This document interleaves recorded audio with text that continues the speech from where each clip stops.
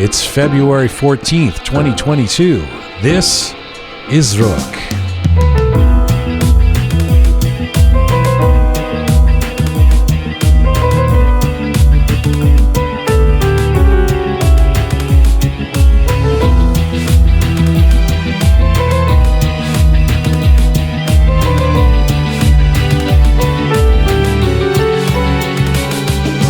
Love, passion, partnership, and Persians. On this Valentine's Day and week, we take the opportunity to assess the practices and proclivities of Persian immigrants when it comes to matters of the heart. What are our issues when it comes to love? I'm joined by two popular psychologists in the Roqe Studio, Yasamin Karimi, a psychotherapist, certified counselor, and public speaker, and Neda Bayat, a life and leadership coach and hypnotherapist. They're here to untangle the state of balancing modern love and traditional culture in Persian relationships. Plus, the Roqe on-air team are all set to go with talk of Valentine's gifts and census category omissions. This is Conversations from, to, and about the Iranian diaspora. I'm Jian Ghomeshi. This is Roqe.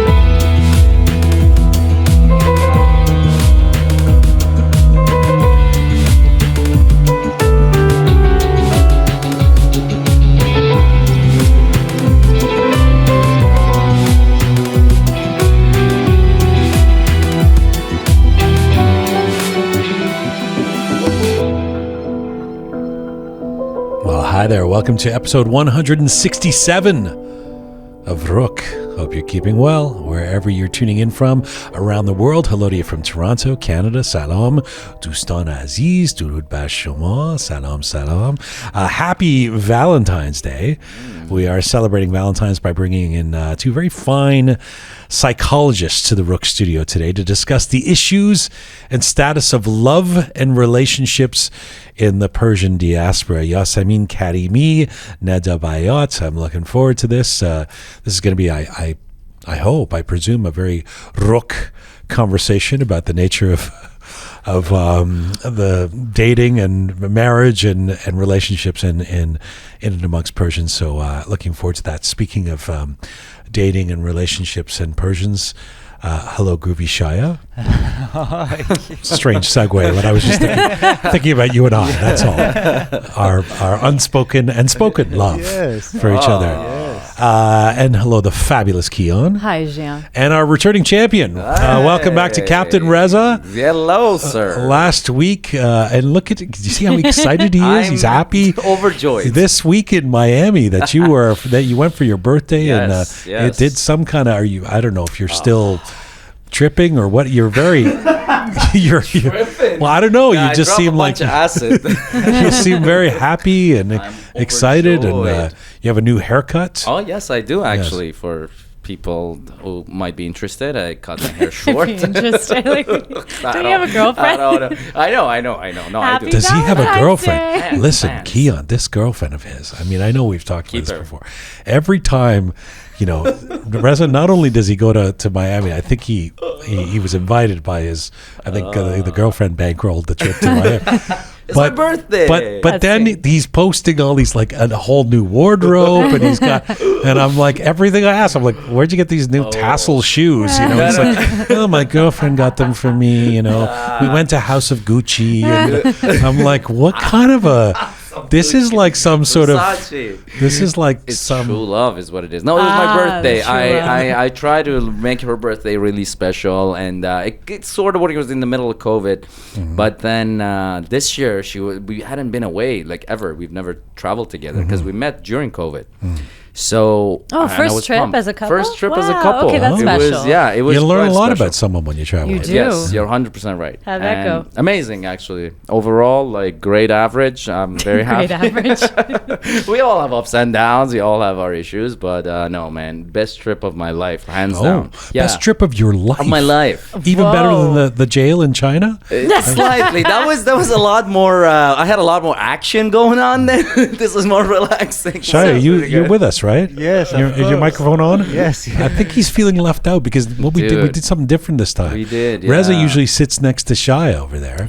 Now you're in the studio, and all of a sudden he's quiet. I am. Should I videotape us a little bit so that we can maybe show it later to the audience? All right. Yeah, I'm gonna selfie it. Here you go. Thanks for So Okay. Thank you. this is the new setup. And where were we before? I have no idea. Miami. Yeah. I had a Miami. question. He's so excited. He's got the video. I mean, if only he'd been like this for the last I 2 know, years, right? we'd have got some His business out of you. life- I back think into that's him. the reason, because vitamin D, man, I was in front of the, like I was laying down in the sun all day long. That's why I'm cheerful. Like 3 years, like I The didn't. two big S's, sun Yeah. and sex, huh? Kami rangit paride buda. That's right. Yeah. My question is, what are you going to do for Valentine's Day today? Oh man, I don't know how I'm gonna top that one. Because now it's on. It's Nobati. Now it's on Yeah, you. exactly. She's taking you to Miami. Bought you 8 new wardrobes. But you know why that was? Because I kept insisting on going and visiting the house of, like, Versace's house, and it's where he was murdered. Sightseeing. Apparently, I didn't know that they turned it into a very nice restaurant. Yeah, and it didn't have wardrobe for like a very fancy restaurant. I thought we were just gonna be laying down on the beach. So yeah, she took me shopping, bought appropriate clothing for me to I her believe liking. I like how he's like, oh, there's a reason for that. There's still No, we had to go to there's other Versace's options. Like house. you could have bought it, the stuff, or you could have not gone to the restaurant. The shoes I bought. It was a pretty expensive item. Don't get me started on the shoes. He's changing, Shaya. Yes. You know, I Doğru support adam işi. I introduced them. High five, sister. I introduced them and I support the relationship. did. But Right. I just see, I mean, he's gone from the Converse to little, cool, like, I'm a videographer guy, and now he's got these tassel shoes without the socks. Like, he's just turning into like Gian hates those Italian shoes without director. shoes. He does not yeah, like it's not them. my thing. I know. That it wasn't your thing, by the way. A few months back, you were like, "Look at these Persians with the tassel shoes." Now you're, It's right. Yeah. No, it seems like But that's love. You're compromising. That's right. You're Yep. adjusting 100%. to meet the interests of your Yeah, partner. I'll work That's just germane to our conversation today. We got It a is couple true. of psychologists. We should, Analyze Reza. That's right. Just have Reza as 1 a hour of specimen. analysis yeah. on Reza. Oh boy, that's gonna be fun. And what does the doctor get for the girl who has it all? On Well, Valentine's if you Day? do recall, it was last Valentine's Day, a day before Valentine's Day. I started a fight because I was foolishly, That's right. Yes. looking at Instagram and Preemptively, you thought he might not get you anything. Yes, I for some reason I thought, I feel like he might be a cool dude and like fuck Valentine's Day. He ended up doing more than I expected, and so anyway, so this Valentine's Day, I'm not looking at social media because I'm telling you, especially on Valentine's Day, like it's you see all these images and like stuff being bought, but that doesn't mean anything. No, I want to get to that too with our psychologists, because yes, we are bombarded by these idealistic images that clearly And are. funny enough, to be honest, from what I've seen, a lot of the guys that end up buying girls a lot lot of gifts and stuff, those relationships don't last because it's all just. What do you know? What it's about the all- women who buy a new wardrobe? That lasts. Do they last? They last. Very, very long 100%. The more the girl spends on Shia, in the midst of these blissful and expensive relationships, will you be my Valentine? I figure you and I could go to KFC and have some chicken. Yes. For And he shaved for you. he did, and Shia. Is no one going to mention the fact that he's not? But Shia looks 40 years younger than he did last week. Literally. What happened, Shia? What was the occasion? Valentine's Day? No, actually, I went to a barber shop and I asked them to just a little bit trim it, and the guy, I don't know, he shaved my mustache. I was like, so I ended up shaving all my Oh, so face. it wasn't a choice. Interesting. I wanted to do it, but I mean, the guy motivated me to do it faster. But he's such a handsome guy. He is a Shia. handsome guy. It's like, I mean, he, not that I didn't appreciate the philosopher's beard and all that you had going on, but it's, now I understand, when my mother's like, why are you hiding your face with this facial hair, But you must be freezing now without that beard to insulate your face. Yes. And also I'm free. Now I can eat sandwich. It got to the point where Shia, he would. Do you remember this? We sometimes we eat. We get some food together in the lounge area here, and Shia would run into the room, and after a while, I was like, Shia, what happened? Like, are you not friends with us anymore? And he was like,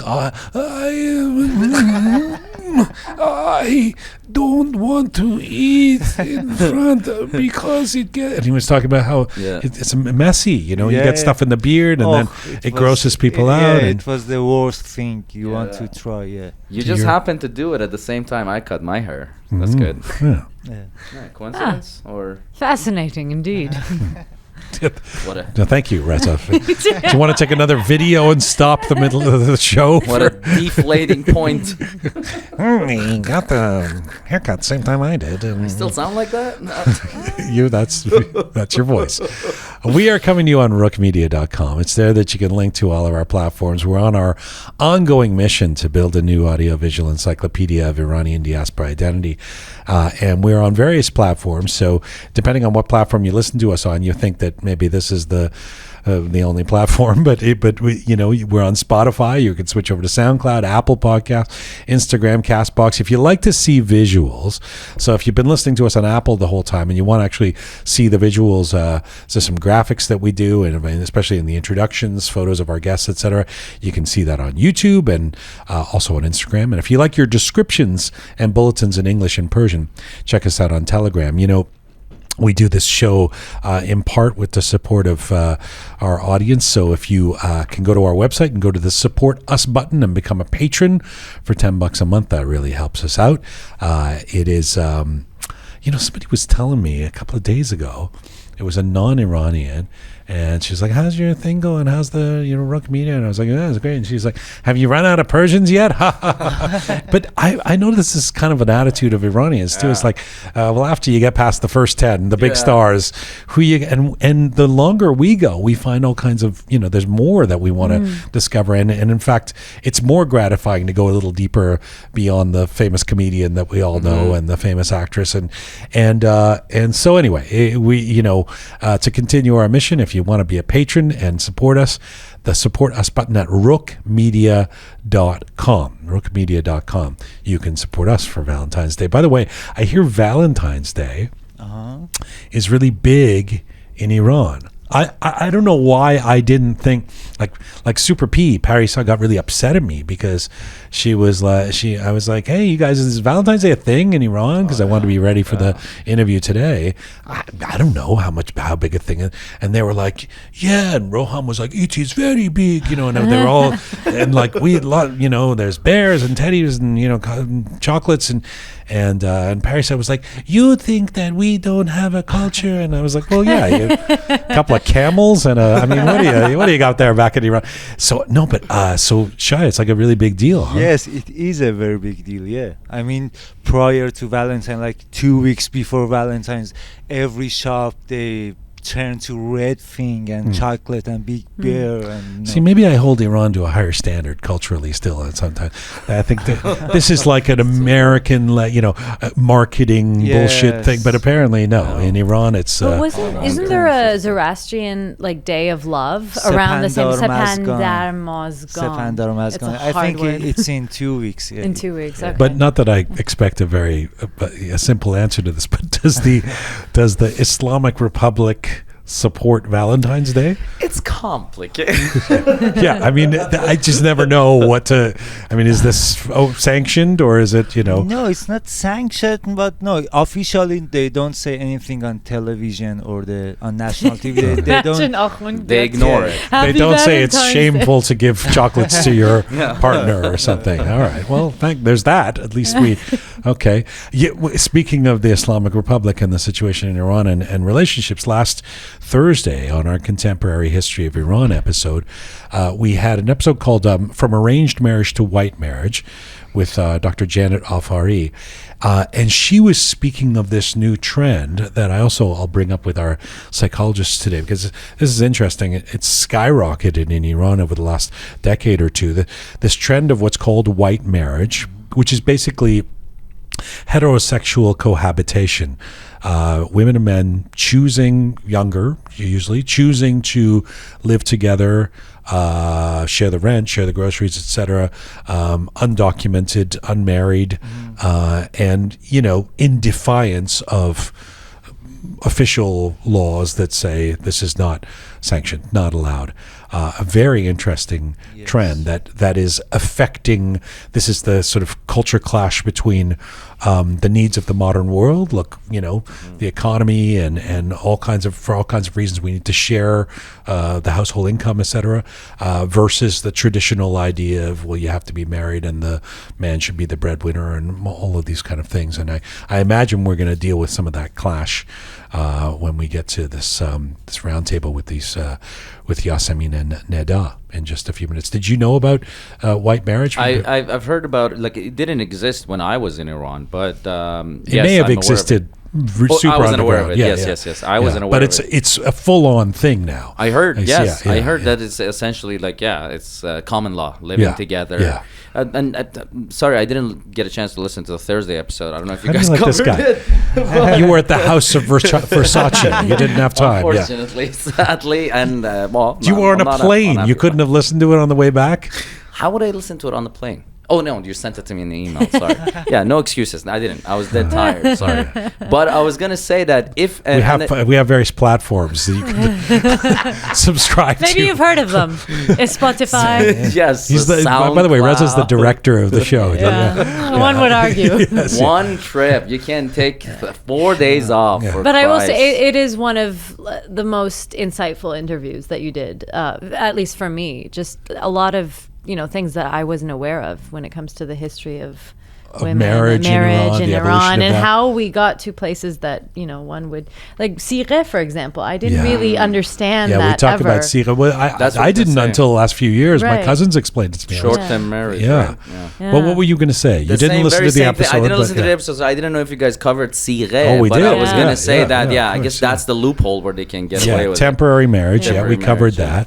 But what's amazing is the resilience of the Iranian people and particularly Iranian young people who are basically, they just kind of forget these laws. They don't make sense to us, so we're gonna cohabitate. That's what makes sense, and we're gonna deal with the consequences socially, politically, culturally, if that happens to be what comes to it. That's it. I have nothing else to add. You usually don't. But anyway, and it's called white marriage for reasons unrelated to skin color. It's because there's no documentation, so they call it white. But speaking of white, and when we are talking about race, last week I talked. Did you listen to the episode? Yes, I did. You did. Yes. So you heard me talking about the fact that because you were in Miami, but I was in the States a couple of weeks ago, and upon coming back. When I was getting a PCR test, actually, I had to fill out a questionnaire that said, "What is your race?" And then it gave me these options like, "Are you First Nations? Are you African? Or are you white?" There was or Hispanic, and it was kind of like, well, where do I what? And so Kian was saying that we usually, Asian seems like the right thing, and then there was subcategories. Once I said Asian, where they were like, okay, then are you Chinese or Vietnamese? Or it was like, what? So, and I mentioned this last week and said maybe the audience can help clear this up. So, a guy named Reza, unrelated. Yes. Yeah, this guy's actually, it seems quite smart. It's a pretty unique name. Yeah.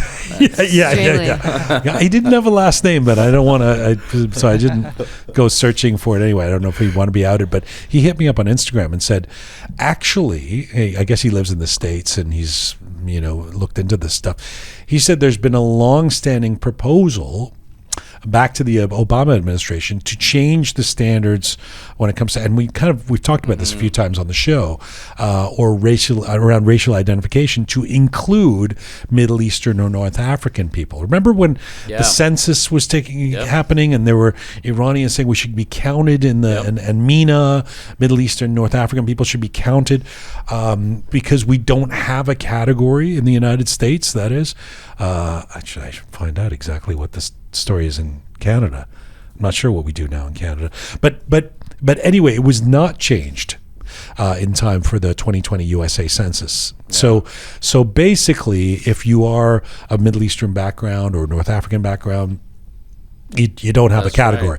Right. The expectation is that you check off white or I don't know, Asian or, But for Canada, they didn't do a census like last year or the year before that we had to fill out census forms. I think actually Canada does have the categories that include Middle Eastern and stuff. Yeah. Not only that, I think it got specific because I remember I filled it out and then it was like Persian. Iran, Yes. I was genuinely confused with this. I wasn't doing a social experiment. I mean, when I was filling out this thing, I was like, what am I supposed to put here? Yeah. I really don't know, I mean, because of course, if you put white, then you're discounting our community as a minority community, and that's relevant when it comes to laws around racial discrimination, when it comes to laws around representation.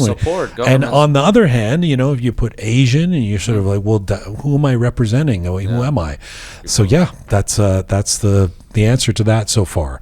I guess it's in flux or changing, but didn't change in time for the last census in the USA. So when they do these kind of questionnaires for PCR tests or whatever, they take the basic same methodological approach. That's probably not the right word. Hard word. They take the same approach. Methodical approach. And they go, okay, well, you're either one of these, you're African or you're, That's so dismissive, though. And painting everything with the same brush. But the funny part was when we got to the airport. It's in Miami International Airport. Think about it. I walk up to the gate, have the whatever, the app ready. I got my passport and everything, and the lady goes, whatever. She says something in Spanish. I'm just mimicking that. I don't know. I don't speak Spanish, and I love to learn. Very sensitive of you. I know. I was like, Spanish-speaking people will appreciate your. Go ahead. No. And then I'm sorry, I don't speak Spanish. And then she gave me the look, like, how dare you don't speak Spanish and come into Miami. Perhaps she thought you were Spanish. Yeah, probably. But here's the thing. She didn't switch to English. She continued speaking in Spanish and asking for Canada. That's the only thing I would understand. And then I was like, arrive can? She said, thief, for God's sake. And then she let me go. Okay, so it all worked out. It all worked out, but it was fascinating. Remember how smoothly the show went last week when Reza wasn't here? Oh, yes. I was all excited about him being back. I actually thought you had an interesting story. I listened with intention. It's not well, there's not punchline, I guess. Waiting for some. There are popular psychologists waiting to come into the Roqe Studio They should be aware of the fact that nobody speaks English at the airport of Miami. I get the same thing in Turkey. They speak to me in Turkish because they look at my face and they just assume I'm Turkish.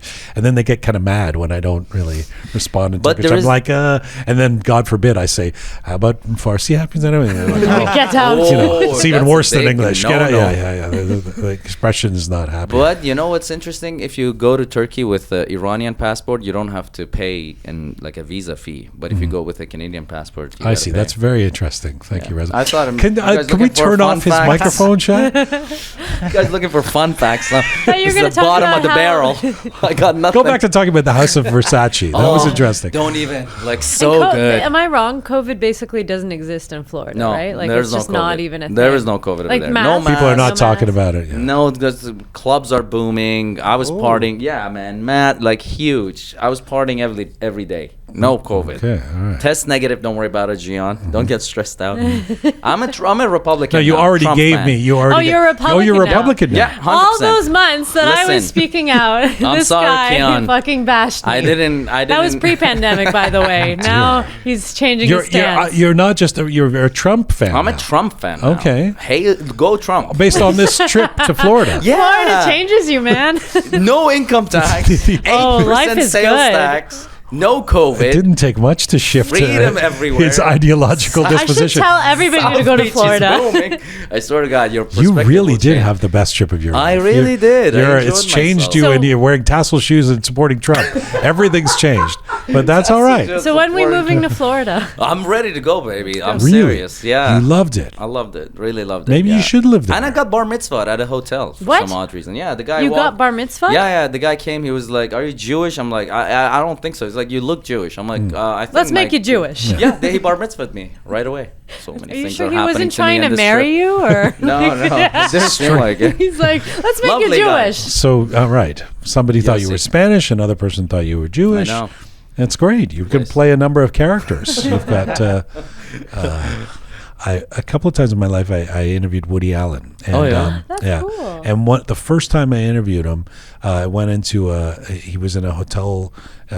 You sort of get led into the room where you go in, and I guess it was his manager or his agent or something, was sitting in one room, and you kind of go in and I was sitting with him for a while, and then they said, okay, Woody's ready, and there was a camera crew and stuff in the other room. So so this guy was talking to me, and I said I'm Persian, and and because he was like, Jian, what's that? And so as I'm walking in to interview Woody Allen, he goes, hey, Woody, he says he's Persian, right? He sort of screams this out.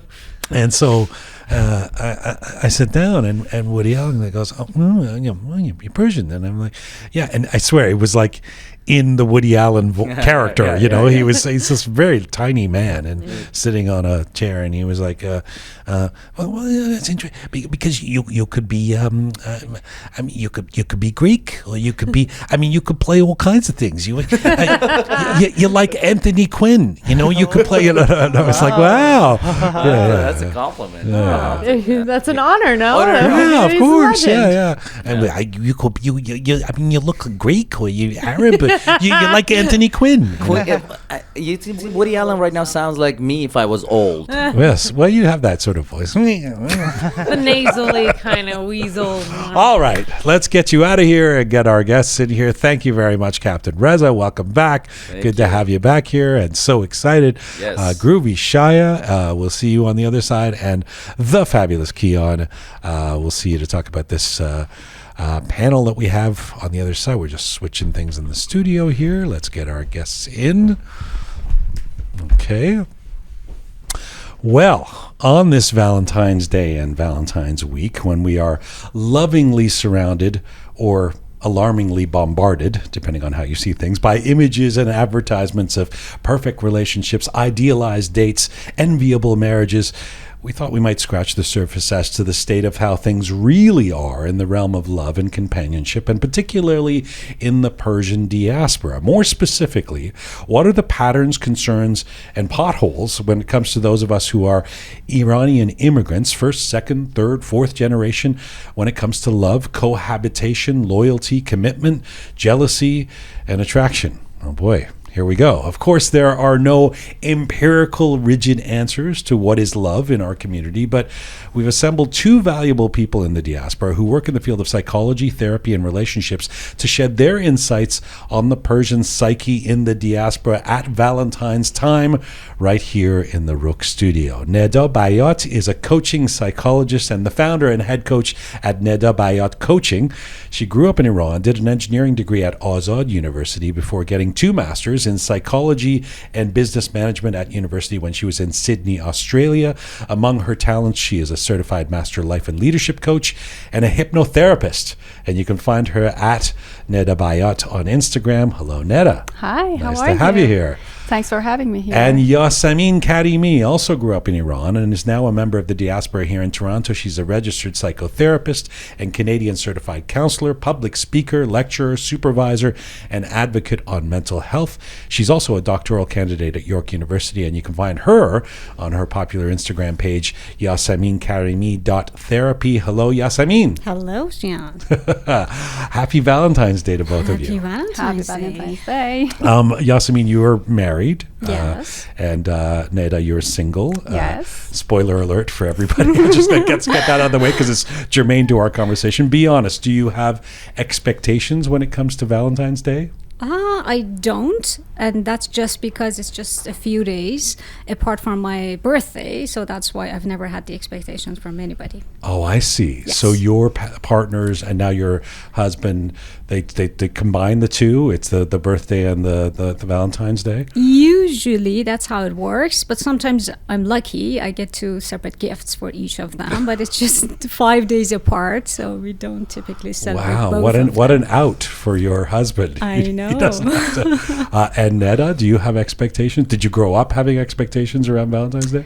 Well, that's a bit different because I'm single. So when you are in a relationship, maybe you have that expectation sometimes. And when you're in the period of the time that you're single and you don't have any relationship, maybe you are the right person to have that moments with yourself, to see that what you can do for yourself to have a better life. What an evolved life coaching way of looking at Valentine's Day. Yes. I'm going to see how I can better myself rather than cry in the corner lonely, not having a partner on Valentine's Day. Do you, this is kind of a cheeky question, but do you have more business at Valentine's Day? It's like, Christmas for therapists, since everyone's freaking out or lonely or feeling sorry for themselves on Valentine's? I don't get more clients, but I can see for some people there is a depressive episode happening, because especially people who are not in relationships or people who are not in healthy relationships or fulfilling relationships. In those situations, yes, we do have some ebbs and flows emotionally for people. But apart from that, I don't see more people coming to therapy because of that. And what about you, Neda? Sometimes yes, because as she said, like sometimes you feel that there are a lot of people out there that they feel that they're lonely, or they don't, or more importantly, they're not really in healthy relationship, which is like, makes you to think that what I need to do about myself, especially when you have, those social media picture that brings up that like you need to be like this, that we kind of forget what is the reason that we actually celebrate these kind of things. Celebration is kind of the like maybe it's kind of beginning. It's like starting or renewing what we had before and then revisiting, which is really important, because if you don't visit what happened for you, you're going to do the same thing again and again. So like every Christmas or every Valentine's Day, they say, okay, I'm alone. Okay, I don't have anyone. So with saying these kind of things, probably nothing happens to you. You should see that. You should see it as a learning opportunity. Yes, learning opportunity. I mean, you know what I really hate is when there's somebody who has their birthday close to Valentine's Day, because then you see all these images of them getting all these gifts, like double the amount.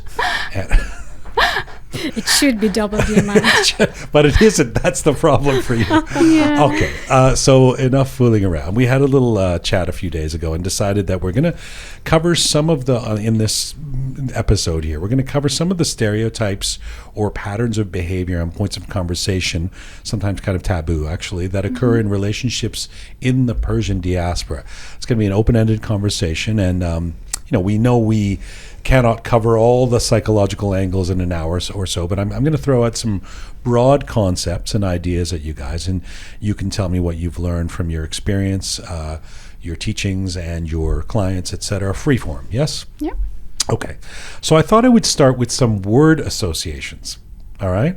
So, Yasamin, let me start with you. What is the first thing that comes to mind when I say Persian immigrants and relationships? Confusion. Limbo. How many can I have? Let's start with confusion. Yeah. I think we touched on that when we talked. I do think that there is an identity confusion for us immigrants. And I don't think it's only for us immigrants. I think it's for Iranians inside Iran too, because we've been a traditional society, and we are a traditional society on the verge of becoming modern, and we're somewhere in the middle. But for us immigrants, there's another layer to it, living in the West and everything that's challenging our beliefs, values, our existence, living in the West. So it's really more complicated. So I think it's a limbo situation. I don't think it's a bad thing necessarily, but it's worth looking into. We are not that aware of the complications of it, that we are not traditional, we are not modern, we're in between. We are not Eastern, we are not Western, we're in between. So establishing that and making it known to ourselves and communicating it is going to be very complicated, especially because we need to look at it like on a spectrum. So I might be a little bit more traditional in some area, but a little bit more modern in some other area, or Western or Eastern in all different departments. So it's a very complicated concept. So you said at one point it's not necessarily a bad thing. How is confusion around how we navigate relationships not a bad thing? I think it's a natural journey, because when traditional societies are going to change, and it's inevitable, change is inevitable in history, but it's a journey we have to go through. So it's progressive. So in that sense, it's not a bad thing. We don't want to get stuck. We don't want to get fixated in how we used to be 50 years ago, 100 years ago. So of its own, it's a good thing. It's a progression. But the thing is that it's difficult to find our own place. And now in diaspora, we're talking about two individuals who are not so familiar with their being, with their identity, and they meet. And this complication, the dance between the two, creates such a complicated dynamic that can be very confusing. So off the top of your head, give an example of that confusion that comes in that delta between being Eastern and Western, traditional and modern, in a relationship. What do you mean? I mean, give me an example. Like in whatever area? In a relationship, Gender how does that roles. play out? Gender roles. Okay. That's number one for sure. Who pays for what? Finances is huge. You see couples, they've been married for 10 years. They do not talk about money.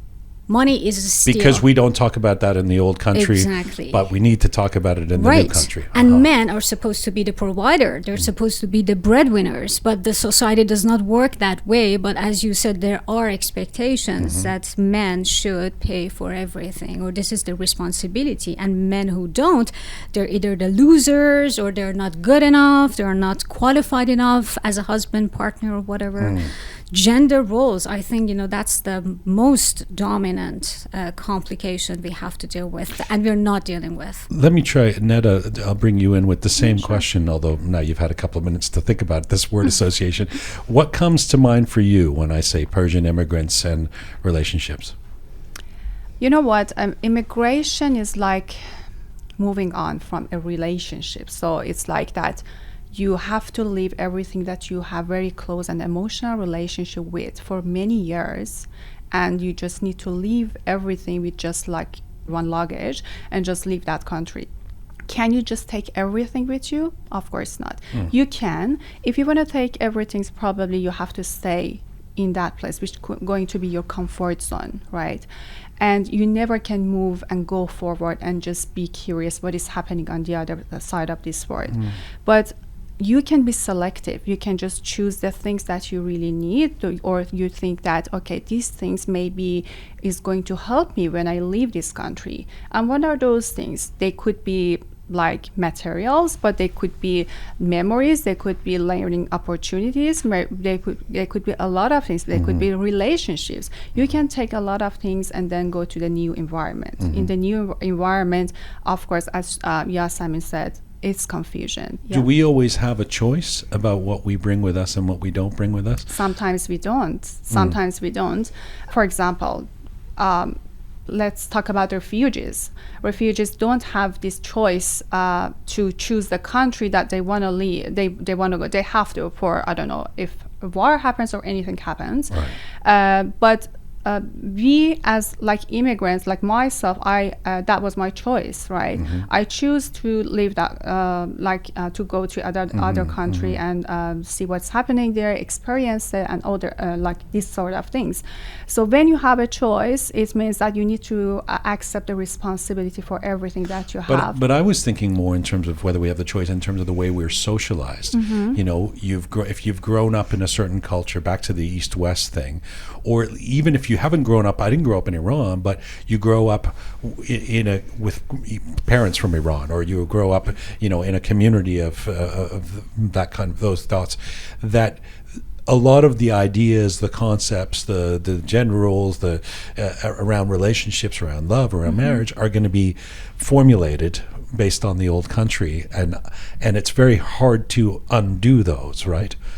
It's hard, but it's not impossible. Of course. Yes, it's really hard. It's not like immigration is not an easy thing.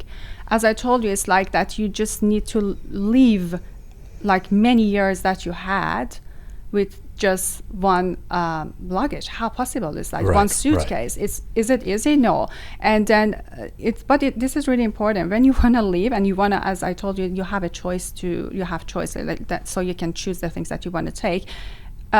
This is exactly the moment that you understand you have emotional connection to the things that you always think that they're not necessary for your life. And that's the point. That's exactly maybe the point that you understand that those things are really important for you, but maybe you ignoring them. But you're talking about material things in the suitcase, right? What about habits? Actually, how many can you choose which habits, personal habits you're bringing in? I mean, obviously you can. People can change. People can evolve. But it seems to me that's a lot more difficult. We had this just last week on the program, actually, Dr. Janet Al-Fari, who writes a lot about marriage and women in Iran. And one of the things that she said that just was so interesting to me because it rang so resonant. I was saying, it's funny because we were talking about this new trend of cohabitation, unmarried, undocumented men and women living together, heterosexual men and women living together in Iran, in defiance of the Islamic Republic. And I was saying, it's funny because even in the Persian diaspora, there are people who frown on that still, like if you're going to live together, you should be married. And she was saying it's interesting with immigrants that oftentimes they migrate the ideas from the old country, even when the old country has changed, and it takes newer immigrants to come and remind them that actually this has changed. You're living by rules from 20, 40, 50 years ago that don't even apply in the old country anymore. You're nodding, Yasamin. Can you speak to that? Yes, because it's a psychological phenomenon that you get fixated. You're psychologically fixated in that area, and you're not a part of it anymore, but the identification that's happened over your lifetime stays with you, within you. You've internalized it, you live with it. And to your point, I have children of immigrants who've been born here, raised here, they're 20-something. They've never been to Iran. The family immigrated like 40 years ago, 30 years ago. They cannot speak one full sentence in Farsi. Same exact issues that an immigrant who came here 2 years ago might manifest. Fascinating, as you said, it's just within us, and we carry it along with us generation to generation. And when you deal with a family like that, what is that's an interesting conundrum, because you're trying to undo not just the parents' habits, but now the parents' habits that have been passed on to the children that have nothing or are not necessarily related to the adopted country, right? Absolutely. So what is your approach? You basically help to psychologically transition, that you're living here, this is the culture, it was a collectivist culture, now it's an individualist culture. This kid has to survive in this culture, and this is how it works here. If you want them to have like a life here and feel normal in this society, you need to change, because you're imposing such a pressure that is taking away all the confidence, all the self-esteem. Because I cannot feel belong to my family, I cannot feel belong to the society. This lost identity somewhere in the middle. I don't belong anywhere. Yes. Very common, children of immigrant, unfortunately. Yeah. Do you think that, just in terms of getting into some broad concepts, and just tell me if you think this is too broad, but do you think that Persians, and we're particularly speaking of Persians in the diaspora, those of us who, as I said before, first generation, second, third, fourth, our families have come from Iran. Do you think Persians have a different conception of love from the rest of the, general population of Canada or Australia or Sweden, or pick your diaspora country? I would say Persians share similar mentality with the Middle Eastern people. I've seen similarities, like my clients who are like Arab people or Middle Eastern countries share same mentality, like patriarchal systems, same structure, and now the weakening of that system is manifesting itself in so many ways in like the relationships and everything. So I would say it's not about Iranians only, but I would say there's a big difference. Iranians are somehow more progressive in so many ways, like women's education, employment. You cannot compare that to some of other countries in the area in Middle East. So in that area there are differences, but there is a similar theme between But when we countries. talk about love, and the word that you thought of before when we were talking about Persian immigrants and relationships was confusion. Would you apply that confusion to love? Love confusion? Yes, definitely. And what does that mean to you? It means that it's very difficult to explain what I'm thinking, but I'll try my best. It means that, love is an abstract concept. Nobody knows what love is. It's not like a glass of water that, okay, this is love. So we have our unique definition of what love is. So for somebody, they might more have a focus on self-love. That is more definition of love. For somebody, love between the two people or love between the families. So the definition of love can be very, very different from me to you, Neda, everybody here. But for us, Iranians, it's much wider. And that definition is so intertwined with expectations. So when your expectations are not met, you don't feel loved. You don't see that equivalency in other cultures to that extent. If you don't pay for whatever, I don't feel loved. Or if you don't do such and such for me. So it's been equivalent to doing stuff, getting stuff, some sort of a business contract, some sort of a contract. So emotions aside, the other, not necessarily material, but what's tangible is much more dominant in the area of love. So that's why I think there's definitely love. I had a Persian female friend who who liked her boyfriend being super jealous, because there's a term we have in Persian, qeyrati, that's it, but to her this guy being almost dominantly jealous was an expression of love, which is kind of absurd in the West. There's most or a lot of times in sort of the great love story, or the when you think of progressive thinking, you don't think of you wanting your male partner to be raging around like an angry jealous guy. If he's not jealous, you think, oh, he's evolved. That's good, right? That's interesting. You said that. There is it is a stereotype, but I think it's true that women somehow like qeirat, like men who are possessive. Persian women. It's somehow interpreted as love and affection, as much as men like women who obey them.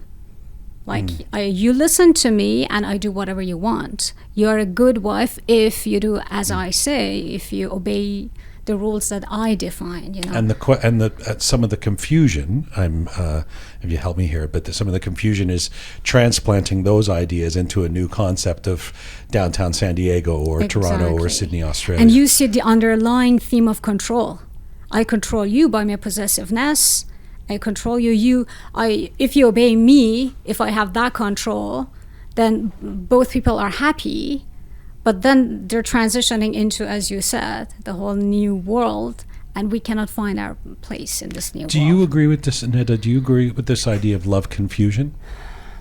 I do. Okay. What I really want to add to this part is I think that qeyrati things or jealous stuff that you said is because maybe in our culture we didn't learn how to communicate, how to talk about our expectation, our needs. So we think that we actually come from, I think, a high context communication, which like you never talk directly to people, or you don't say that what you really want. Right. Right? That's the prescription for disaster right there, of course. Exactly. Yeah. So I do this to show you what I mean. Indirectly. Why are we like that? Okay. Why? When did that start? Because I haven't learned. Because I haven't seen in my parents. I haven't seen in my older generations. Nobody actually taught this to me. And whenever I wanted to talk about things openly, they would say, "Shh, you shouldn't talk about these things. Right. If you don't express your feelings, your needs, because you shouldn't express your and he needs to understand. How can he understand what you want? Right. And why? He should understand. When I say he, because I'm a girl, but whoever just listen, he can just put it as he or she. By the way, there's an added layer of confusion here for those of us. I mean, when we talk about the Persians and the diaspora, depending on which generation we are, there's an added layer of confusion where I, for example, with a newer generation Iranian woman, may not understand the protocol because I don't know the silent... the non-commutative examples of showing my love. Well, no, I mean the way, since the communication is indirect, it's very you have to know that I'm supposed to be jealous here right now to show her. I did this. You didn't understand. Let's say I don't know. I go home and just put like the gas like this, and they said, "You didn't see that I'm angry." Right. So. Always we should understand under this anger, under this expressions that we have, criticism, anger, everything, there's another emotion. That's the place that we have all words. It's and we pretty always convoluted though. That we it's this obstacle course. It's a maze rather than talking to each other. Yeah. And it is passive aggressiveness, you don't directly convey a message, but passively, but very aggressively at the same time, you're trying to send your message. Let me just briefly turn it around because I can feel people are going to start writing and going, why are you always just exploring the negative things about Persians? So let me just say, we also have people like pause. We have people like Rumi and Hafez and Nizami in our background. What about the notion that Persians understand and appreciate passion and love more than anyone in the world? Or is that, do you think, a myth and a way of patting ourselves on the back?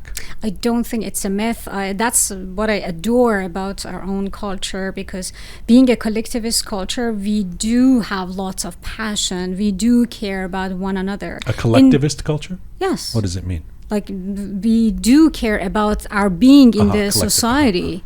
It's not that we are not an individualist culture, so there's a lot of dynamic going on between us, love and affection and giving and support and everything. But if we can keep it within the norm, that's helpful, within some distance, as Neda said, we can first of all communicate openly, and if we can respect the boundaries of one another, that can be amazing, of course. But I think it's about the time to redefine all those good traits that we have as well, because they might not fit in the new society. Sometimes I wonder, since we're talking about a long time ago when we're talking about Rumi, can you really draw a line from then to now and say we are the children of this kind of passionate poetry and love? I think we do. I do believe in a collective subconscious. It's a Jungian concept. Yes, they said that when you're in a relationship, it's not just the two of you. The parents are here and their parents are there. Everybody's present in the room with you.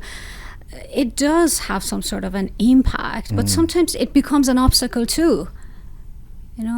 What do you think of this idea of Persians on the flip side of what we've been talking about, being evolved when it comes to love, or more expressive and passionate based on our poetic past?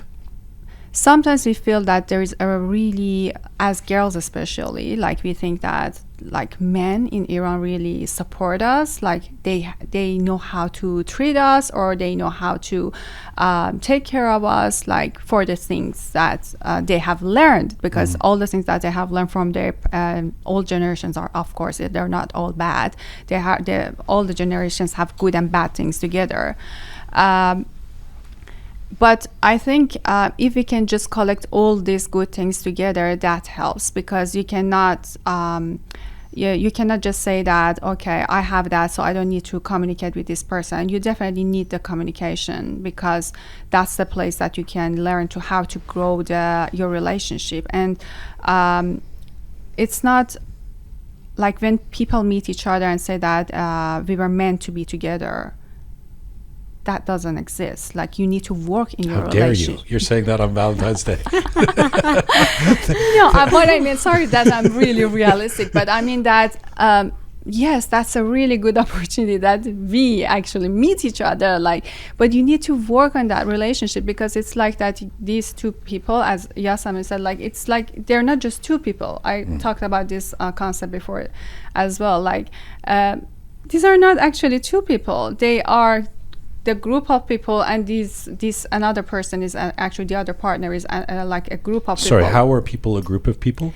Okay, as she said, like it's like parents, grandparents, brothers, sisters, society that they grew up, the social media. We are bringing all of that to a relationship. So when we talk about but isn't that true for everybody? I mean, not just Persian immigrants? Of course, but when we talk about the traditional culture and then modern culture, tradition and modern, when we want to compare these two parts, then we can find that like the gap is more and more. So it's huge gap, and then we can just understand, okay, which part of these things that I have learned, maybe unconsciously, because most of the things that we are doing today or we believe is not conscious, right?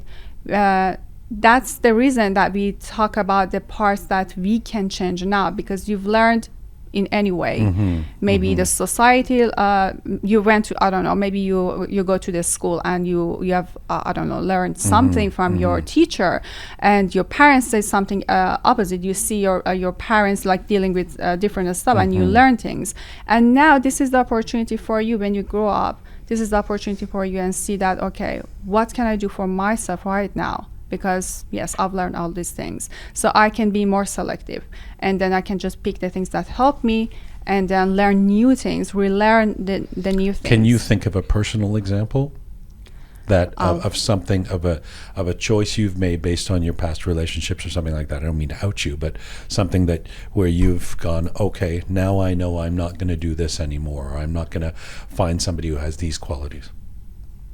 You mean personal examples?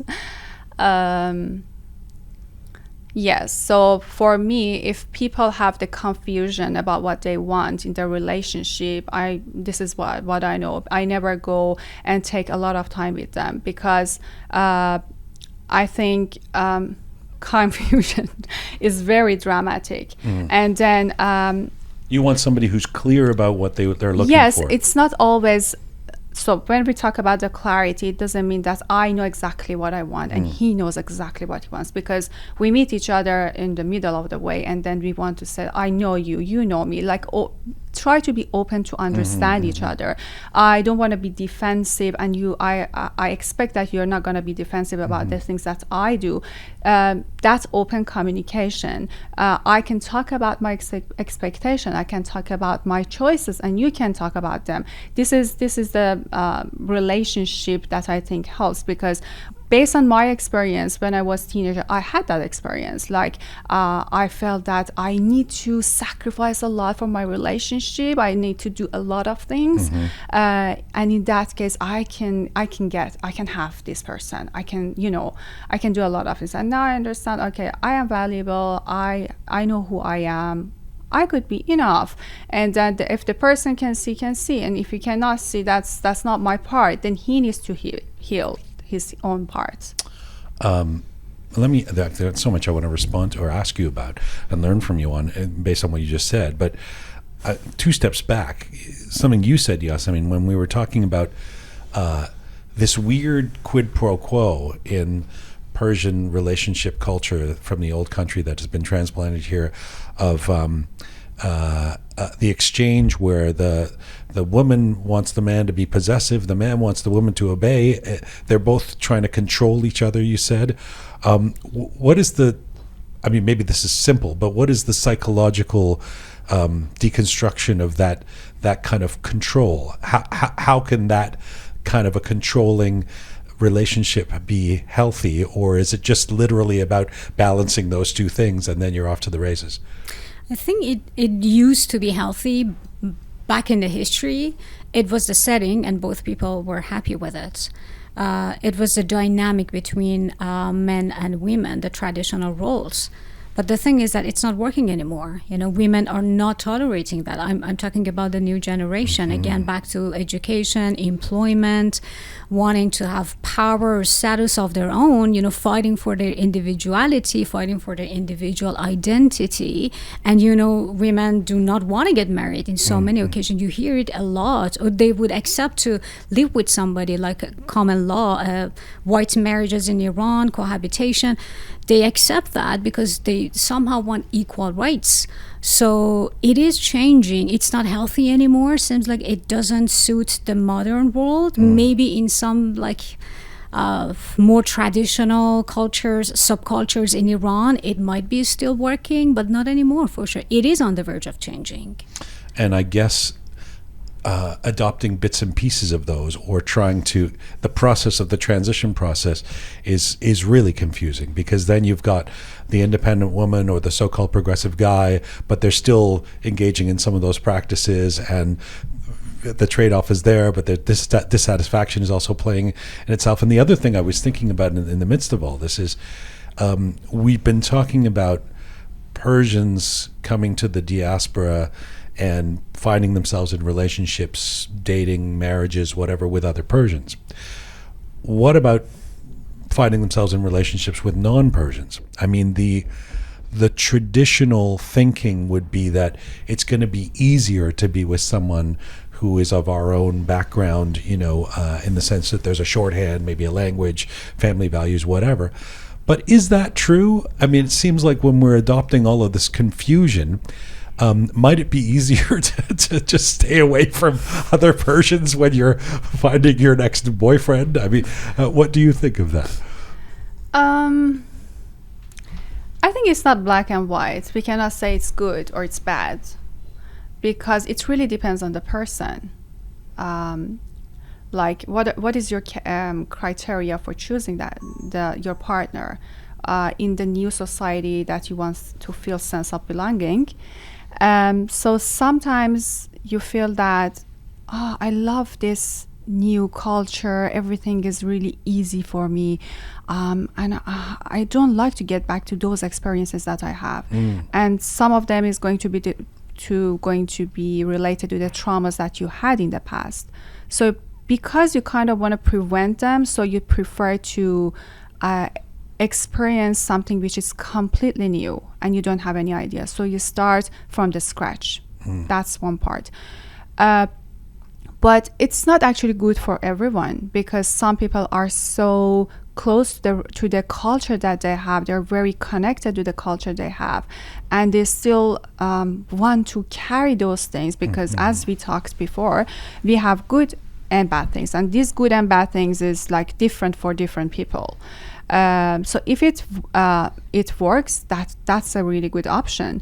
Especially when you are going to the new society, that would be actually better, because you have much more option now, because you're open to the to foreigners as well. But I cannot say that's Sorry, good. I love it when Iranians come to Canada and call everybody else foreigners. They are my foreigners. favorite. We're always at the center of it. Oh, these foreigners. Yes, they're foreigners. No. So yes, I can say that's different for different people. And yeah. What do you think of that? What do you think of in this question of whether it's easier or harder to be with a non-Iranian if you're of Persian background? Right. I think the first thing about having a relationship is to accept and truly come to terms with the fact that you cannot have everything in one person, in one relationship. So we have to decide what weighs more for me as a person. So you have to give up on something. If you want to be with an Iranian, then you have to probably deal with some of the complications one way or another. I talk about myself. I'm so traditional and I'm so modern. I can say about everybody the same thing, that we are somewhere, we have a hybrid culture, and that's important. Do I want to deal with that complication? For some people, it is worth the work, because of the good qualities we have. For some other people, they choose not to stay within our community or pursue their chances in other cultures. It's a personal choice, really.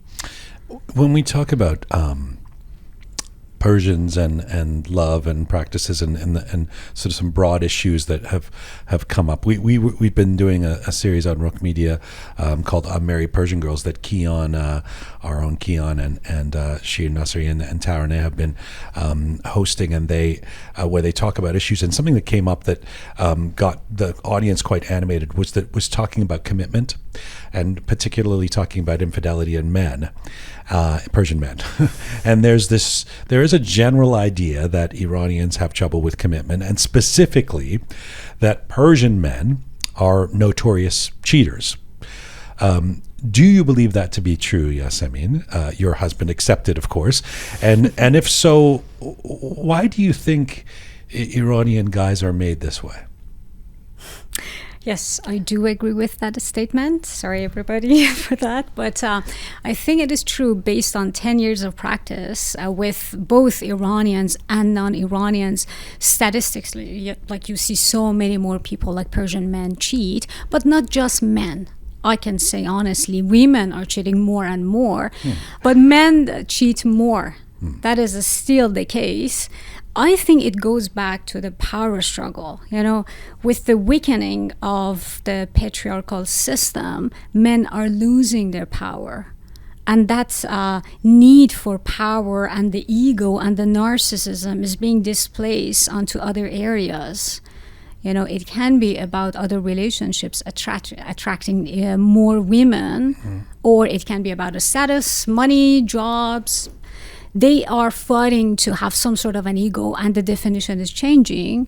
And I think one of the reasons they want to pursue more women is to boost that kind of an ego. So it's not really about other women or about sex or anything. It's really about power.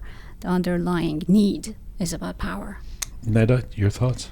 So it goes to that confusion that we talked about. So they don't know what they want, and most of the time they want to find everything in the relationship. So they kind of forget the parts that they had in their individuality. So which means that sometimes they just cheat because they just want to escape from the things that is happening inside. And they don't know how to deal with it. They don't know how to communicate it again. And there are some taboos in their family, probably in their extended family. Let's say because the traditional culture says family is really important. That's the way that you should keep your marriage. But when we go further and further, we can see that marriage and your partnership is getting more important. If you're happy, you're going to stay. If you're not, then you think about what is important in the extended family. But this confusion is, again, go back to some of them is going to back to the expectation of the family as well. Sometimes your relationship doesn't work and you don't want to accept it. So you prefer to just escape, to ignore everything and just go away. And sometimes, as Yasamin said also, it's not about having sex or trying new people. It's not about that most of the time. It's about kind of gaining that part of you that you have missed for many years, and you think that, oh, I found it. It's a really good feeling. I feel I belong somewhere. You know what I mean? And you don't have that feeling in a relationship, but you don't know that maybe this is not about your partner. It's about how you deal in your partnership. And most of the time you forget that. When we talk about the relationship, most of the time, when people come to us, they say, like, okay, this is him or this is her. She did this to me, he did this to me. So they never talk about themselves. So it's a really dysfunctional dance that Persians are doing around this cheating thing, because I can only, this is my unscientific survey of those I know around me, and based on talking to people about this and stuff, you guys are more the experts obviously, but it seems to me that even based on what you've just said, there's this general acceptance my partner's going to cheat, and I'm going to accept that. But then there's it's not actually overtly in terms of some form of communication negotiated. It's not like, okay, honey, let's talk about this. I know you're going to need to act out sometime in the next few years. How do we feel about that? What do I feel about that? Here's what you can do. It's just this thing where the partners don't talk to each other about it. I had a guy, I knew a guy, poor guy, I'm throwing him under the bus here. I'm not going to say his name, but I was at his wedding, and I was like, wow, so here you are, now you're going to be with one person for the rest of your life. And he was like, wow, come on, that's not, I'm going to, continue to do what I do. She doesn't need to know, or she won't care, whatever. It's just this weird, really, why even play the game? Why pretend? Why don't we just say, okay, we're going to be polygamous? And so it's extremely dysfunctional in this space, is it not? It definitely is. And we're not good communicators. We do not communicate about anything. And we don't communicate about more difficult stuff at all, like about sex, about commitment, about trust. We don't. You barely, if ever, hear a Persian come out and talk about having an open relationship. But you know what? I'd rather have an open relationship with you. Would you agree? They don't do that. They don't talk about it, but they actually have open relationships without talking about it. So, they want to present a picture, a facade, but then on the background, something else is happening. But the problem is not the person. I think it's a culture. When you're going to school, you have to do something at home, and you have to lie about it at school. Like if you have satellite at home, you're taught from early childhood, when you go to school, don't tell them whatever. So this whole lying thing, pretending thing, hypocrisy is somehow ingrained in us, and then combined with lots of other cultures. So portraying a picture and doing something else is somehow a part of this whole thing. But I think it's way more to it. Again, I do see a lot of power dynamic in multiple relationships. And honestly, for women too, I said that we do see women cheating more. It is also a backlash of the same thing, that you've been cheating, now I'm going to cheat on you. So women are not taking it as much anymore. Is any part of this about, again, here we are on Valentine's week or something, that is any part of this the pressure that Iranian women and men feel to sort of satisfy societal and familiar family expectations around who their partner should be, so they end up with someone who isn't their fantasy partner, but somebody who checks off a bunch of boxes that works societally, and then they're unhappy, and 2 years later they want to cheat? Or is that a simplification? I think it's an oversimplification. I do not agree. It might be the case for some more traditional families that they choose a partner, or they have very specific standards that you have to get married with such and such person. Maybe it can apply to some people, but definitely not. Okay. But don't you feel there is a pressure in obviously, you would know people in the Persian community. I'm in love with him, but he's a plumber, and my parents want me to marry the doctor. Yeah, it is true. It definitely plays a part, but I think it's way more to it. It's just one piece of a puzzle. You might look at the tree, but you're losing the whole forest. And there's way more to that. And can I say something? Yeah, please. So when we talk about marriage, we talk about a partnership between two mature people. And when we still think that my parents said that, I did that, yes, you are right, maybe you were not mature that, but this is your choice now. Again, we go back to the choice. You have to choose. Do you want to live as a kid in your marriage? Yes, you can do and go everywhere, do whatever you want. Don't accept the responsibility and always say, I did this because my mom made me to do this. And this is hard, of course. I'm not saying it's easy to move on, or it's not easy to choose a new way of life. It's painful. I understand that. Healing is painful. It's not easy journey, but again, it's your choice. How do you want it to... Persian kids have trouble standing up to their parents. By kids, I mean people in their 20s and 30s. this issue of parental pressure, whether it be around occupation, a career, and certainly around choosing the right partner, I've seen it over and over again. Yes, right? we all had that experience. I had that experience as well. Like, not the pressure, but like maybe I wanted to do this, but my parents felt that I need to be a doctor or engineer. That's good for me. Okay, because all the parents, whatever they do it because they think this is good for us. They think, but they don't think what we think. That's the problem. And when we get older, we still think that because that happened to me, so I'm still in the effect. I don't want to be a cause, because being a cause, it brings me responsibility. I want to choose this marriage because of this. I want to leave this marriage because of this. I want to go to the therapist and But I dare say you're letting Persian parents off the hook.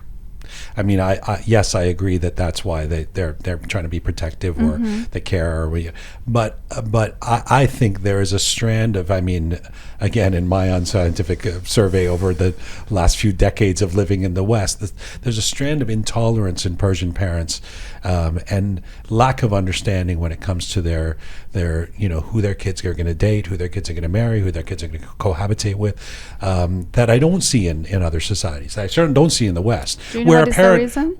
Where a parent may say, a Canadian parent may say, I don't really like this person that you're dating. She's not my cup of tea. But if you're in love with her and you want to be with her, okay, And in the Persian family, it's like, over my dead body, you will not be with this. I mean, it's this whole drama. That's and, right, yeah.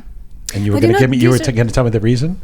One of the reasons is that because we are from actually collective culture, and everything is meaningful in the group. So, and that group, parents is part of that group. That's one reason. But the second reason, which is really important, we care what others think. Yes, but there's another reason. We are not independent. How do you define independency when you're 18 in Canada, and how do you define independency when you're in Iran? You have opportunity here to go, leave, earn money, and live by But they live here now. It's a 25-year-old man who lives here now, and their parents are saying, no, you can't marry her. I mean, what does that have to do with Iran anymore? Is he financially independent? Let's say he is. Or he is. Okay.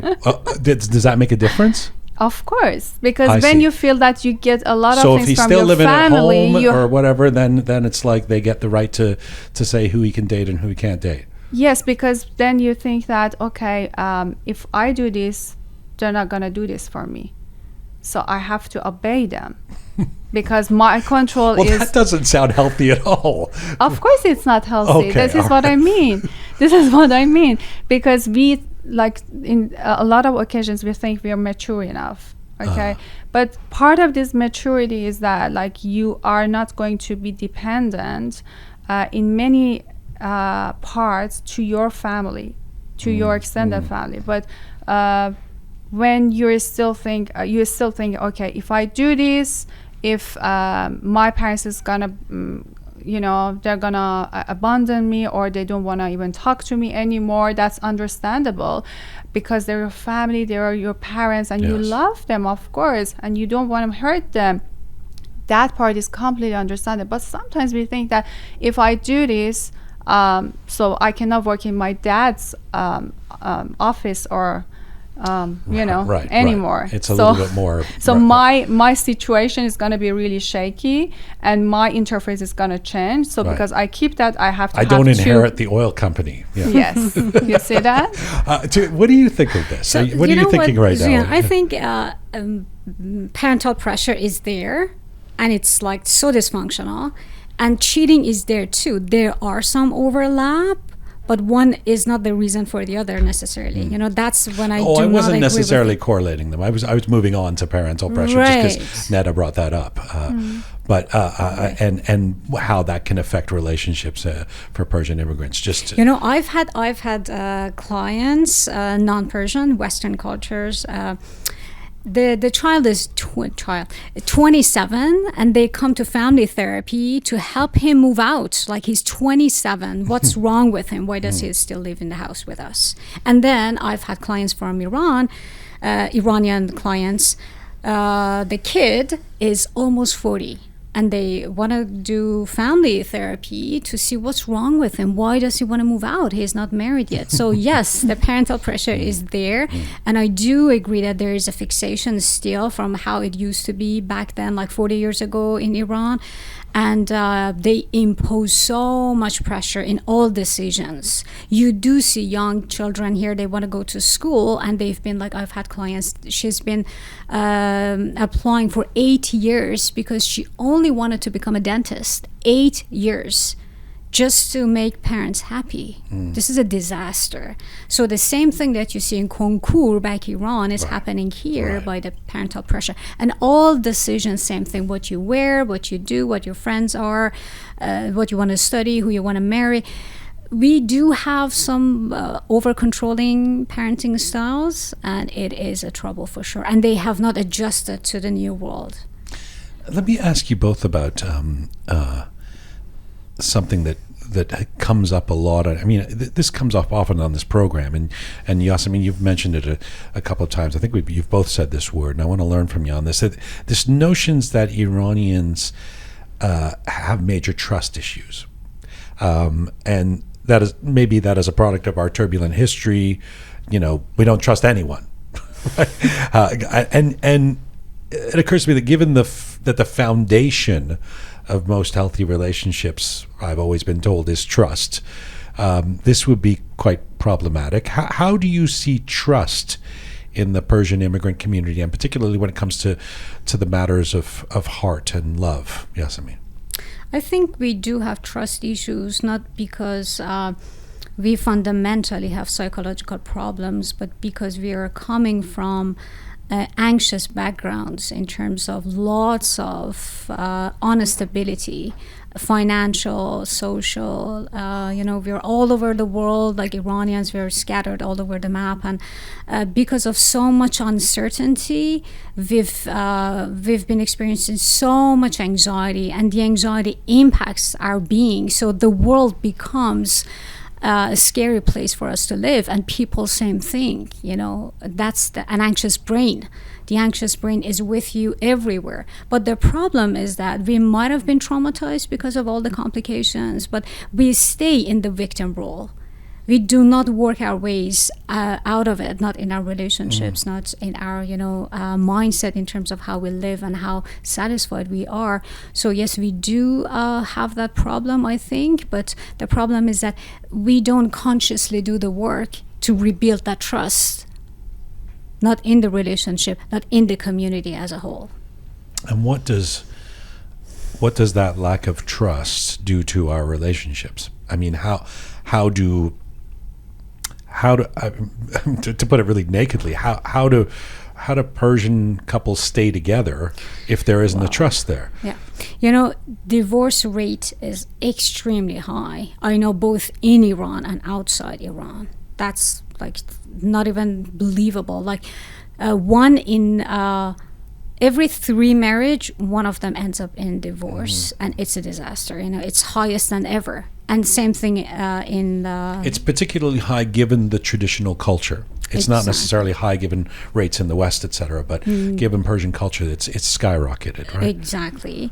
And we have lots of couples, again, a high percentage, who stay together, but they don't share lots of what they should share. So they are, on the paper, they're together, they live in the same house, they sleep in the same bed, but lots are not being discussed, or they don't share lots of their lives as a couple. Neda, where are you at on this question of trust?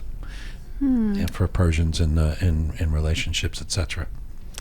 So from the first, we cannot expect trust, because trust is going to be built in the relationship. So if you come to the relationship and they say that I don't trust this person, I think you need to find out what is inside of you, or what have you experienced before that you don't have trust, because you don't have enough information for the new your new partnership or your new relationship that can say, I cannot trust this guy. So you need to be open to, again, we get back to the communication. What makes us to trust someone? If you trust someone, you're going to tell secrets. If you trust someone, like let's get back to when we were kids, right? When you trust someone, I have a secret for you and I just want to share it with you. It means that I trust you, right? And but it's not going to happen overnight. It takes time that you feel that this person is trustworthy. I can share a lot of things with you. And most of the time, trust actually happens in tough moments of life, right? I feel like you're giving me an academic answer. The question wasn't why don't Persians trust each other on the first date. I mean, I get that it has to evolve. It's do we ever trust each other? It's how do we start to weave real trust into our relationships within our community, be they romantic or even business relationships. I mean, the amount of times I've been told in the last 2 years since we started this show, yeah, the business relationship broke down because we didn't trust each other. I don't trust any Persians. I went and worked with a non-Persian. You know, I mean, it's endemic, right? You hear it over and over again. You think, well, there must be something to this. So maybe when we talk about trust in Persian communities, it's a bit different because we most of the time think that what can I get from this person? We don't think that what can I give to this person. So when we talk, and that it has a reason because we have been in the like the history that we felt that everybody came and just got something from us. Yeah, well, right? That's certainly true. Like just go back to many like years ago. Like in the history, we felt that we felt that this, I don't know, this person comes and save us, and he couldn't. Yeah. The next one comes, he couldn't, and then let's get back to the, I don't know, even very long time ago, and we see that that person was supposed to save us, he left us. And we always that person could be the British, by the way, or the Russians. I mean, yeah, we've over and over again, the Iranians have been sort of exploited. It could be different people, different, I don't know, different countries. It could happen around the world, and you feel that everybody just want to use me. Can I ask you a general question, Neda? Do you think that, and then Yasamin, you can answer this as well. I tend to say this, and I do believe it, but I'm curious, given your background and what you guys do, whether you, your expertise, whether you agree with this general statement that in general, Iranians are traumatized people. I mean, based on not just our distant history, but our recent history of the last 50 years, and what we've had to endure, and even what we continue to endure, just on, you open social media or you check the news or whatever, and there's always some horrible incident or atrocity or sad event or something, and that leads to a community, a global community that is just traumatized. Do you think that's true? Yes, we can say yes, but I don't think it's just for Iranians. It could be, of course, when in different countries are different, but let's say pandemic, right? That's global, and that made a lot of people around the world traumatized. Why?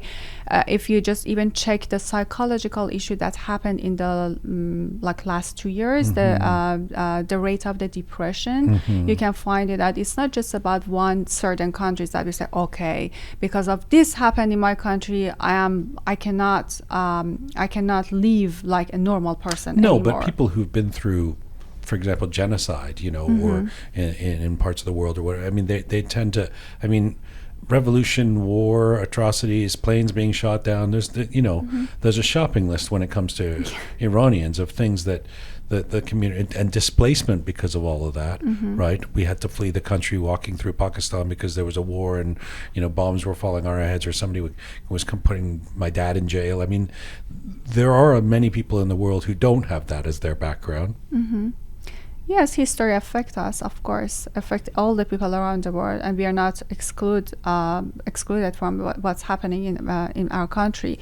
Some of the things that happens around the world are not inevitable, right? And some of them are, and we can But the most important part is that we need to understand we cannot do anything about that.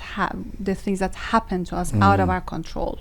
Sounds like you think I'm making a bigger deal of that our community being traumatized than it is. Is that true? You think I'm overstating that? I think so, because I think this is what actually makes people not to move from where they are. I don't mean Iran country. Yes. I mean from the place we're that they say, self-victimizing, yes, so we can't move forward. Yes. So I think we focus a lot in the past, and also if you just want to talk about the history, even we focus a lot about our pride moments. When we talk about past, we say, "Oh, we were like this." Yes, we were like this. If we were traumatized, we have been those things as well, right? But it doesn't really matter because you didn't have any control of what happened to you. No, but this is. Sorry, I mean, I'm not going to debate you on it, but this is recent history. We know families who were affected directly, but most of us know families that were by the war. But all of us were affected by. My family was the war, the revolution. We knew people on the plane, 752. Pick your, whatever. I mean, there's a lot that's happened, right? I don't think there's anyone who's come on this show in the last, in 200 episodes we've done, that doesn't have some story about like some, to be honest, sad, event that happened in their family or in their own past or whatever with respect to needing to leave Iran. And I mean, sometimes we just don't do it anymore and are asked about those stories because it gets tired after a while. Everybody goes, yeah, we know they had to escape from Iran and there was bombs and, there was a regime and they disagree. And so it's Yasamin, let me bring you in here. What are you thinking? So I have a slightly different opinion on that. I would say a firm yes, that yes, we are. I do see ourselves as extremely traumatized people, and regardless of where we live, I think it's across the globe. It's both inside Iran and outside, and because of everything we've been through, I think human beings are built to live with a certain level of uncertainty, but we've been exposed to much more than that, and it's been traumatizing. And I think, unfortunately, the next few generations are also going to be exposed to the repercussions of everything in the future too. I should have brought you in earlier so you could debate Neda instead of me debating her. Do you want to respond to her? No, I agree with her. I didn't say that we are not traumatized. I said that the place, it's not just about Iranians. It's not about, as she said, that it's not just about Iranians who live in Iran. We are traumatized everywhere. So we sometimes think that if we change the place, everything is going to be fine. But we carry those things with ourselves. So we need to do something about the things that we want to carry. That's the whole point. But yes, you're right. Back to the choice of what you put in the suitcase. Message clearly sent. You've got your talking point. Yes. I wanted to add that I think Iranians are extremely resilient, exceptionally resilient. I do give them a lot of credit.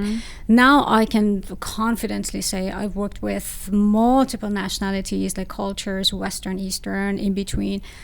Iranians are so resilient. It's unimaginable what they've been through and how hard they try to pave their way and find a life for themselves and people around them. This is really something to give them credit for. You guys have been amazing. I can't obviously keep you here forever, so I'm going to have to draw this to a close and let you go. But I mean, before we do that, first of all, I hope you'll come back and we can go deeper into some of these issues. But secondly, I thought we might end on a little bit of a not a prescriptive note, but a little bit of an affirmative kind of look at how you believe we can start to change things. First of all, I should say we've had a couple of therapists on the show that say the notion of therapy itself, employing people like you guys, talking to you, following you on social media or whatever, was quite taboo, or there was a lot of difficulties with it in Persian culture until recently in Persian circles. But that's really changing. Do you see that in your practices? Very much so. very much so. And it's become the norm. It's become the trend to have a therapist, to follow a therapist, to educate themselves about psychology, about themselves. Self-awareness is huge now. It's a good trend. I do admire that, and yes, I do agree with you. And you Yes, same here. I think it's huge change, and one of the reasons I think in recent years is that the concept of the coaching, that I mostly do coaching, actually make it really easier for people to open up. Because when you talk about therapy, like for many years people say, okay, so I'm sick, I need to go, it's like you go They to like the word coaching exactly, better? yes, because it says that, oh, I'm going to learn something here. Right. And that's right, because coaching and therapy are two different concepts. We need to clear this point here. But you need to start from somewhere. We all, whoever we are, in any kind of situation we are, or position, we all need someone to help us, to observe us, to consult. And that's true, that like it's not that you have some issues or you have a problematical person. You're not. We always need to ask for help, and that's going to be very trendy, which is great. I've done therapy for years, and especially in recent years, I've really kind of, I actually feel more comfort, or I trust a person more if I know they've been in therapy or that they're in therapy. I just kind of go, okay, that's good to know. That means you're pursuing that. You kind of answered my final question to a certain extent there, but let me put it to you guys anyway. As a final thought, in terms of some of the concepts we've talked about today and the challenges for the Persian community, whether it's commitment issues, loyalty, trust, loneliness at Valentine's, where do you think the first place to start is as a community to kind of address some of these challenges? Yasamin. I would say we need to start by talking, because talking is not a part of our culture. We don't communicate, we don't openly talk. If we can become more comfortable with the concept of talking about ourselves and not just talking about the weather or what we've watched on TV, but talking about feelings, about thoughts, about expectations, about who we are and what we want from other people around us, anything about our being can be extremely helpful to get through this whole obstacle of having a wall around us and not knowing what's exactly going on even ourselves. So I think that's the beginning of it. Neda? I actually think the same. Talking is healing, because communication is actually in relationship helps a lot. So maybe in Valentine's Day, I just say no to the chocolate. Maybe Valentine's Day, you can ask your partner, let's sit together, because, especially in our culture. I don't need diamonds, I need a conversation. I need diamonds and conversation. Perfect. Okay. So let's say in our culture, it's actually, when we say let's talk about it, we say, okay, there's something serious happening, something bad is happening. So we just bring up the issues in serious talks, in good talks. But talking is like chatting. It's, as she said, not about weather, not about shoes. It's like meaningful conversation. How have you been? How did you go? How are you doing today? This is about you, and you can ask the same questions from me, and then that's the place that we can build this connection, this communication, and then just put it as maybe the start, and just be consistent, maybe once a week, maybe two, I don't know, in your dating or whatever you have, you just sit 5 or 10 minutes and then just talk about the things that happen for you, and don't get defensive. Try to have that open communication with each other.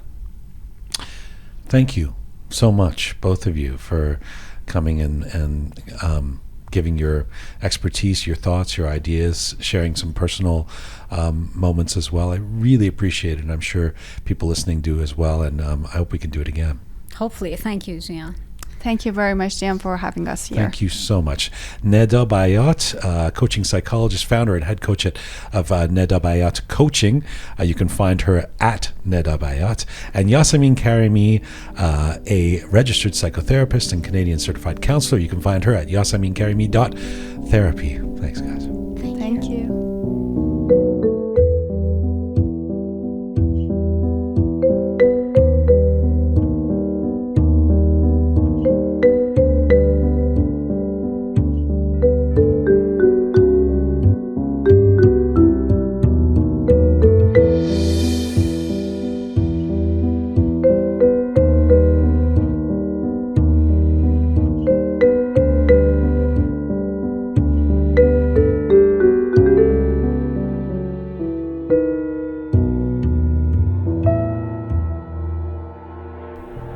All right. Captain Reza and the fabulous Kian have walked back into the studio. Yasamin and Neda have left the studio. Groovy Shy has the microphones back on. All right. So, Wow. lots. We got to a lot in that. A lot to unpack here. May I just say that I think every Iranian needs to have a therapist. Every single one. Coach. Or coach. Well, that was interesting. That Neda said she kind of played her hand there a little bit, that by calling it coaching, she gets more Iranians interested than therapy. You know, there's still shame in our Taboo. community around seeing a therapist, but I'm going to a coach for my career. I need guidance. I make $10 million a year. I need coach, but not therapist. What'd you think, Kian? It was fascinating. I should just say, just a shout out to you and Unmarried Persian Girls, the series you've been doing that people can see at our links to at our website. We covered some of the same territory. I thought this would be very interesting for you because you guys on that show, you're just talking about your experiences, but now you have psychologists sort of giving reasons behind and some of that. And you know what? Stuff. Like, you brought it up, like the episode we did on is your Persian boyfriend going to cheat on you? And, there's 3 different girls, completely different lives, and we all agreed that Persian men do cheat, more so than non-Persian men.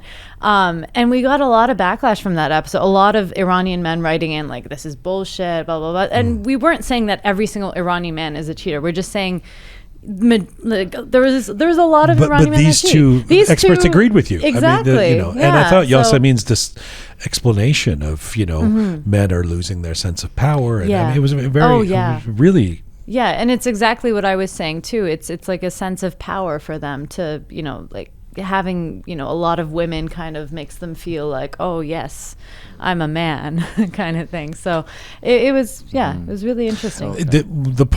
That part was interesting to me because, first of all, they said just in the course of any men who might be getting offended by the notion that we're all cheaters if we're Persian, they said Persian women cheat too, or tend to, in some cases to be doing that. And this, which kind of dovetailed or was part of this broader conversation on just general lack of trust and lying to each other and lack of communication. I mean, it's truly it's dysfunctional, Persian, to hear it not from just anecdotally, us go, oh my, Persian.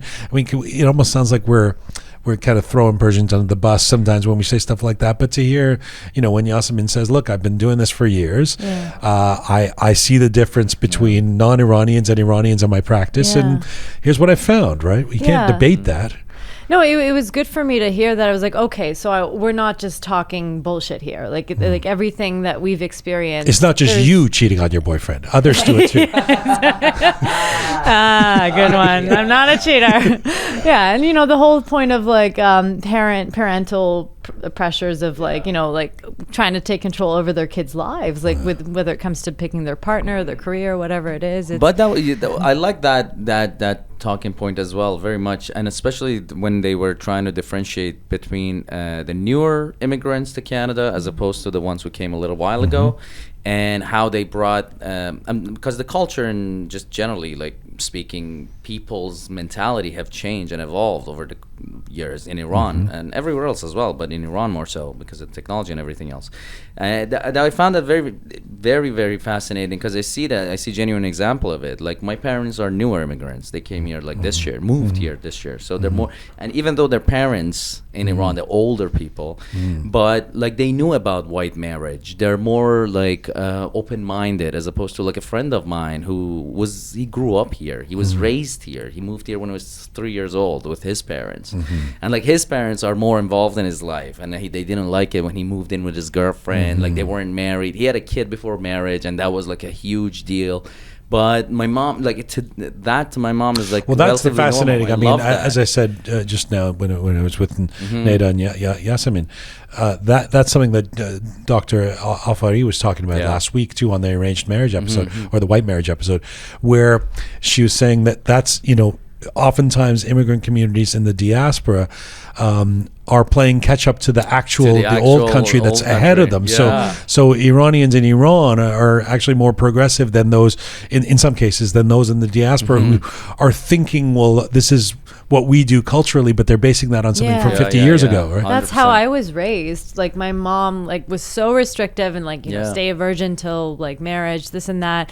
Meanwhile, in Iran, like they had progressed beyond that. And then when I kind of compare, I'm like, oh my God, why was I raised like old Iran, you know? Because it's Valentine's Day, I will say a lot of those images I see on Instagram are a lot of Persian girls sharing all the wonderful gifts their boyfriends got. Yeah. And the two ladies, they brought it up. I mean, in our culture, I think it's kind of seen as you don't love me if you don't, if it's not based on material Spend a goods shitload and of money. spending. And even my own mother, sometimes she'll be like, so what did he get you for Valentine's Day? What did he do for this? I'm like, Mom, it's more than that.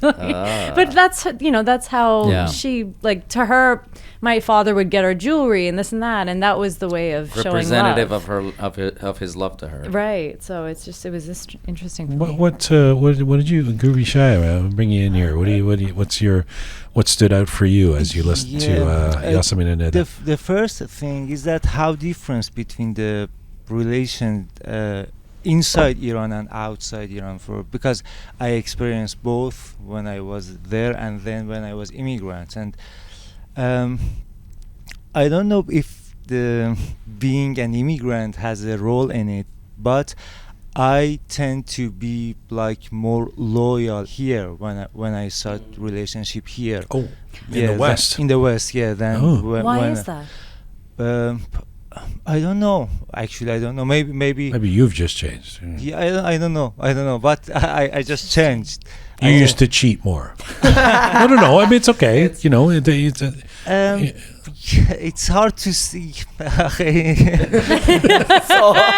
all of it, we have our answer. Put him on the spot. Yeah, I will say, me and Shaya, we had a conversation once, and I think I was talking about my past, and I had a ex-boyfriend who cheated. You used to cheat more too? No, he was more Iranian than I was, and I was telling Shaya this, and he was like, even when I came from Iran to over in Canada, I felt like I wasn't ready to date. I had to adjust myself to life here, like to dating, like kind of unteach yourself bad things. But let's not. I mean, that's as our experts were just saying there. That's a fallacy to think that everybody moves to the West and suddenly they're not cheating. No. I mean, it's of course. It's happening here or even worse, right? But I'm talking in the case of Shaya. Being like a smaller community plays a role in it. I think like Iran is like 70 million people and. A lot of choices.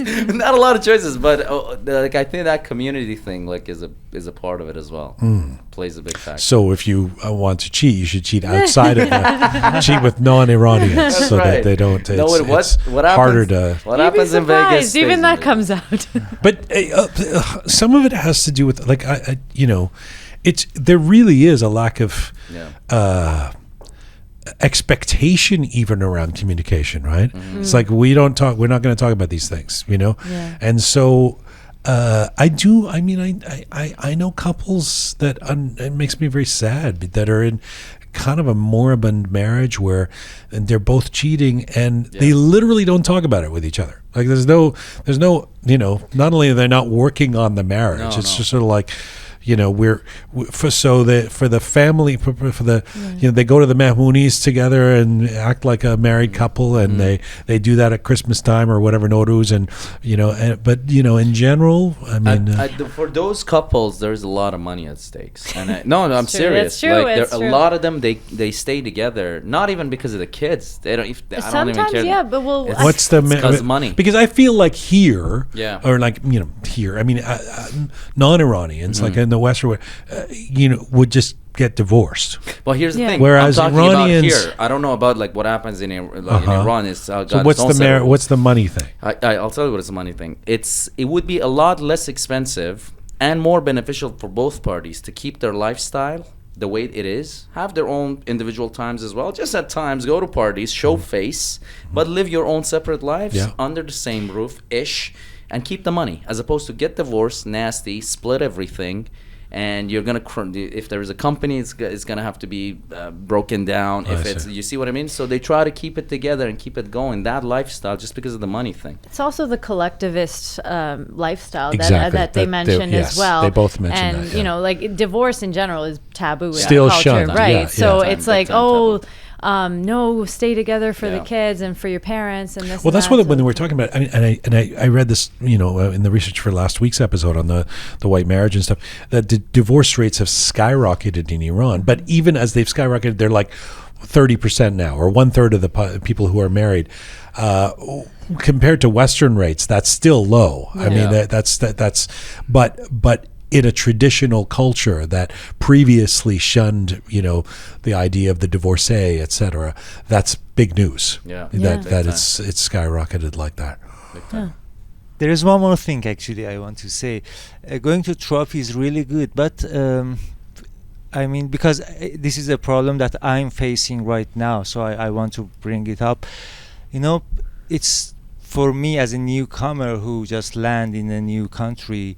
I need to go to therapy, but it's expensive, and I cannot do with a therapy in Iran because then I cannot share my immigrant issues, because they have to know the immigrants' issues, and so that's the problem that I'm facing.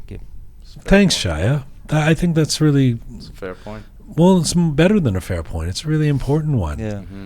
To be honest, therapy isn't cheap. No, especially finding a good, it's like a kind of psychologist and stuff. It's not something that Yeah. I mean, there's been times in my life where I stopped doing therapy because I was like, I don't want to be paying this much anymore. That's that's a really good point.